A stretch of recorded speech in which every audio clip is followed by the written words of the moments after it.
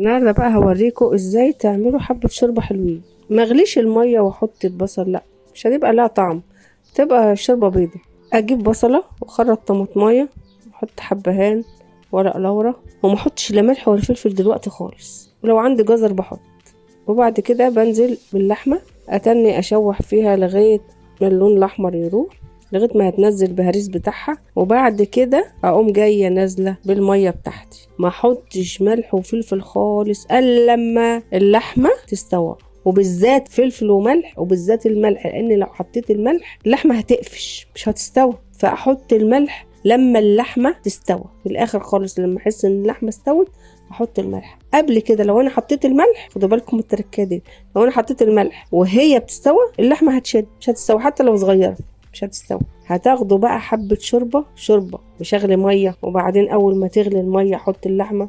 مش هيبقى لها، هتبقى مية بيضة، مش هيبقى لها لا لون ولا طعم ولا ريحة، ودي النتيجة.